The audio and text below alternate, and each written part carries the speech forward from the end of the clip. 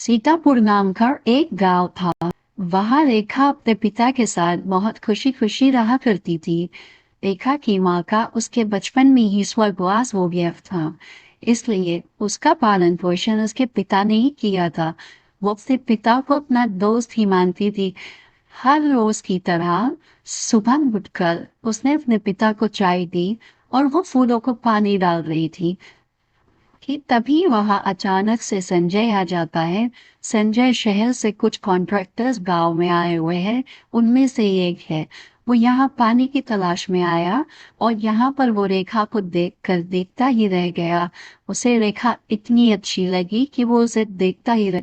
संजय ने तुरंत वहां रेखा के पिता से बात की और कहने लगा, काका, मैं आपकी बेटी से विवाह करना चाहता हूँ। वैसे तो ये बात मेरे माता पिता को करनी चाहिए, पर वो अब इस दुनिया में नहीं है, इसलिए मैं ही आपसे बात कर रहा हूँ।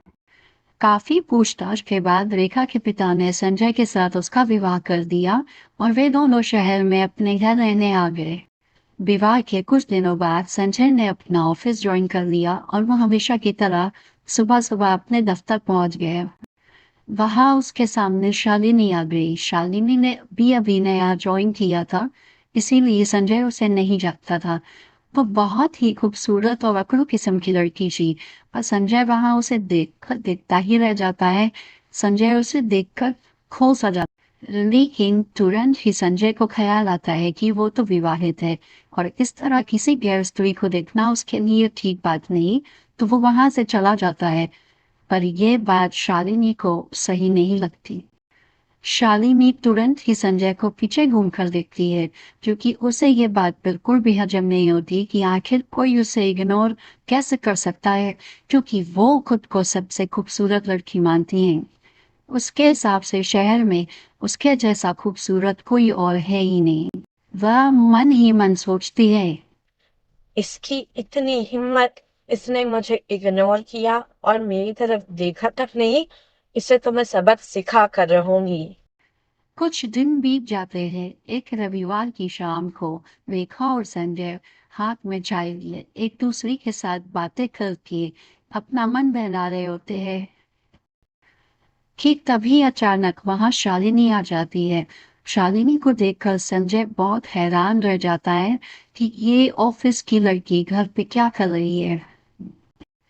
तभी वो संजय से कहने लगती है, अरे संजय, परेशान ना हो। मैं तो यहाँ से गुजर रही थी और घर के बाहर तुम्हारे नाम का बोर्ड देखा, तो सोचा क्यों ना तुमसे मिलती आऊं। इसीलिए बस चली आई। बाकी सॉरी अगर मैंने आप दोनों को डिस्टर्ब किया हो। इसी तरह कुछ दिन बीत जाते हैं और वो संजय से दोस्ती बढ़ा लेती है। और एक शाम ऑफिस के बाहर दोनों बैठे चाय के साथ गपशप कर रहे होते हैं, पर संजय इस बात से बिल्कुल अनजान होता है कि शालिनी ने चाय में नशे की दवा मिलाई है, क्योंकि वो उसे सबक सिखाना चाहती है, क्योंकि संजय ने उसे इग्नोर किया था। और चाय के बाद वह उसे किसी बहाने से अपने फार्म हाउस ले आती है, ये कहकर कि मेरे पिताजी का कुछ सामान वहां रखा है जो मुझे लेना है। और संजय उसके साथ चला आता है और यहाँ पर उसके तो कुछ और ही दिमाग में चल रहा होता है, जिससे संजय अनजान है। थोड़ी ही देर में संजय को चक्कर आने शुरू हो जाते हैं। उसे कुछ समझ नहीं आता ये अचानक उसकी तबीयत को क्या हो गया और उसकी आंखों के आगे ये अंधेरा सा क्यों हो रहा है। इतने में देखते ही देखते संजय बेहोश होकर गिर जाता है और शालिनी यहाँ उसके पिक्चर्स ले लेती है ताकि वो उसे ब्लैकमेल कर सके। संजय को जैसे ही होश आता है वो उसी बेहोशी की हालत में जैसे तैसे अपने घर आ जाता है, अपनी पत्नी के पास। वह उस दिन की सारी बात अपनी पत्नी को बता देता है, पर उसे बहुत ज्यादा कमजोरी होने की वजह से वो वहां पर भी बेहोश होने गिरने लगता है। रेखा अपने पति को वहां सोफे पर ही सुला देती है और मन ही मन सोचने लगती है कि मेरे पति को क्या हो गया, अचानक उनकी तबीयत क्यों खराब हो गई। अगली सुबह रोज की तरह संजय अपनी ऑफिस आ जाता है। वहां उसे सामने शालिनी खड़ी नजर आती है।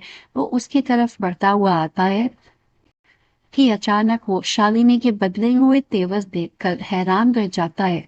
जब शालिनी उससे कहने लगती है, तुम्हें क्या लगा था तुम इतनी आसानी से बच जाओगे? मुझे इग्नोर करने की सजा तो तुम्हें मिलेगी। मेरे पास तुम्हारे कुछ पिक्चर्स है जिसे मैं कल तुम्हारी पत्नी को दिखाऊंगी और तुम्हारा घर बर्बाद कर दूंगी। ये सब सुनकर संजय बहुत डर जाता है और अपने घुटनों पर आ जाता है और उसे कहने लगता है, शालिनी, देखो तुम ये ठीक नहीं कर रही। मैं तुम्हारे आगे हाथ जोड़ता हूँ, तुमसे भीख मानता हूँ। मेरा घर खराब मत करो। आखिर ये सब करके तुम्हें क्या मिलेगा? मैंने तुम्हारा क्या बिगाड़ा है शालिनी? प्लीज मेरे साथ ऐसा मत करो। क्यों ऐसा कर रही हो तुम? शालिनी रेखा से कुछ बताए उससे पहले संजय ही रेखा को सारी बातें बता देता है और उसे कहने लगता है, मेरी इसमें कोई गलती नहीं रेखा, उसने मुझे बेहोश करके ये सब कुछ किया है। सारी बात सुनने के बाद रेखा उसे कहती है, देखिए जी, आप बिल्कुल फ़िक्र ना करें। ऐसे लोगों को ठीक करना मुझे अच्छी तरह से आता है। कल हम आपके ऑफ़िस पुलिस को साथ लेकर जाएँगे और इस शालिनी का सारा कच्चा चिट्ठा सामने खोल कर रख देंगे और उसे गिरफ्तार करवाएँगे। और अगले दिन वे लोग पुलिस को साथ लेकर संजय के ऑफिस जाते हैं। तभी वहां रेखा शालिनी की ओर बढ़ते हुए उसकी तरफ जाके उसे कहती है, तुम्हें क्या लगा था तुम इतनी आसानी से मेरे पति को बेवकूफ बना लोगी और मैं चुपचाप बैठी देखती रहूंगी?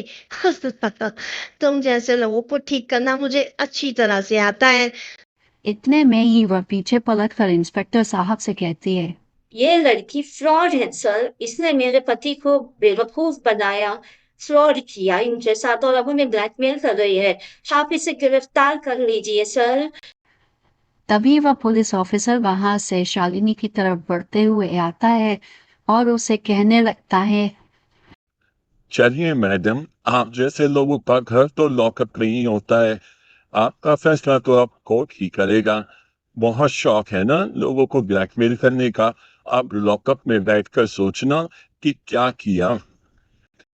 पुलिस ऑफिसर शालिनी को गिरफ्तार करके लेकर चला जाता है और यहाँ रेखा और संजय एक दूसरे की तरफ देखते हैं।